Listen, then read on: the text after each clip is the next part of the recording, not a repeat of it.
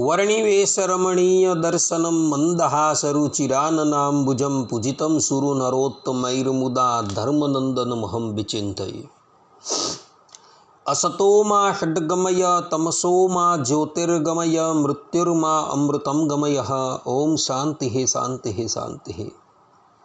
अस्मद्गुरुसमारम्भां नाथयामुनमध्यमां लक्ष्मीवल्लभपर्यन्तां वंदे गुरुपरंपरा। આજની જ્ઞાન સભામાં વધારનારા બધા જ ભગવત ભક્તોને વેદાંતાચાર્ય, પુરાણ ઇતિહાસાચાર્ય, એમએ ફિલોસોફી શાસ્ત્રી રાકેશભાઈના હેતપૂર્વક જય સ્વામિનારાયણ। ભક્તો, આજની આ જ્ઞાન સભાની અંદર આપણે બધા પહેલાં પોતે આચરણ કરવું અને પછી લોકોને ઉપદેશ આપવો, અન્યથા તે ઉપદેશ શ્રોતાઓને અસર નથી કરતો, આ વિષય પર થોડી વાત શ્રવણ કરશું તો બધા જ શ્રોતાગણો આ પ્રવચન એકાગ્ર મને કરીને શ્રવણ કરે। આ આખી વાત જે છે એ આપણે એક દ્રષ્ટાંતથી સમજીએ, કારણ કે દ્રષ્ટાંતથી સિદ્ધાંત શીઘ્રાતિશીઘ્ર સમજાઈ જાય છે। તો મહારાષ્ટ્રના સર્વોત્તમ સંત જેનું નામ હતું જ્ઞાનેશ્વર, આ જ્ઞાનેશ્વરના જીવનનો એક પ્રસંગ છે। એ પ્રસંગ અવલોકન કરવા યોગ્ય છે। વાત એવી હતી કે એક દિવસ એક સ્ત્રી પોતાના બાળકને લઈ જ્ઞાનેશ્વરજીની પાસે આવી અને એઓના ચરણમાં વંદન કરી એમના પ્રત્યે બોલી કે પ્રભુ, આ મારો બાળક ગોળ બહુ ખાય છે, માટે આપ કૃપા કરીને એને ઉપદેશ આપો જેથી કરીને એ ગોળ ખાવાનું બંધ કરે। જ્ઞાનેશ્વરજીએ કહ્યું કે માતા, આપ 7 દિવસ પછી મારી પાસે આવજો, ત્યારબાદ હું એને ઉપદેશ આપીશ। પેલી સ્ત્રી બોલી કે ભલે, અને પછી 7 દિવસ પછી એ બાઈ પુનઃ જ્ઞાનેશ્વરજીની પાસે આવી।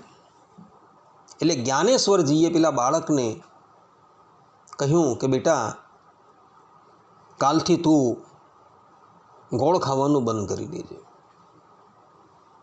પેલા બાળકે કહ્યું કે ભલે પ્રભુ। આ પ્રમાણે જ્યારે જ્ઞાનેશ્વરજીએ કહ્યું એટલે પેલી બાઈ જ્ઞાનેશ્વરજી પ્રત્યે બોલી કે પ્રભુ, આટલો ઉપદેશ આપવાને અર્થે આપે 7 દિવસનો સમય કેમ લીધો? ત્યારે જ્ઞાનેશ્વરજી બોલ્યા કે દેવી, તમે જ્યારે મારી પાસે આવ્યા ત્યારે હું પોતે ગોળ ખાતો હતો, એટલે 7 દિવસ પર્યંત અમે ગોળ ખાવાનું બંધ કરી દીધું, અને પછી જ્યારે તમે બાળકને લઈને મારી પાસે આવ્યા ત્યારે મેં એને ઉપદેશ આપ્યો કે બેટા, હવે તું ગોળ ખાવાનું બંધ કરી દેજે, અને તમે જોજો દેવી, હવે આ ગોળ ખાવાનું બંધ કરી દેશે। અને થયું પણ એવું જ। જ્ઞાનેશ્વરજીએ પેલા બાળકને ઉપદેશ આપ્યો તે દિવસથી એણે વધુ પડતો ગોળ ખાવાનું બંધ કરી દીધું। આ પ્રમાણે જ્ઞાનેશ્વરજીએ સર્વપ્રથમ ગોળ ખાવાનું બંધ કર્યું અને પછી ઉપદેશ આપ્યો તો પેલા બાળકને એ ઉપદેશ અસર કરી ગયો અને એણે ગોળ ખાવાનું બંધ કરી દીધું। તે જ પ્રમાણે જ્યાં લગીન પોતાના આચરણમાં ન હોય ત્યાં લગીન તમે સામેવાળાને ગમે એટલો ઉપદેશ આપશો ને તો એ ઉપદેશ એને ક્યારેય પણ અસર કરશે નહીં। પહેલાં પોતે આચરણ કરવું જોઈએ અને પછી સામેવાળાને ઉપદેશ આપવો જોઈએ। મનુષ્યનો એવો સ્વભાવ છે કે પર ઉપદેશે પાંડિત્ય, અર્થાત કે બીજાને ઉપદેશ આપવામાં જ એ પોતાની વિદ્વત્તા બતાવતો હોય છે, પરંતુ પોતાના આચરણની અંદર કંઈ હોતું નથી। માટે મનુષ્યએ હંમેશા પહેલાં આચરણ કરવું જોઈએ અને પછી સામેવાળાને ઉપદેશ આપવો જોઈએ। પહેલાં પોતે રસાસ્વાદ જીતવાનો છે અને પછી સામેવાળાને ઉપદેશ આપવાનો છે।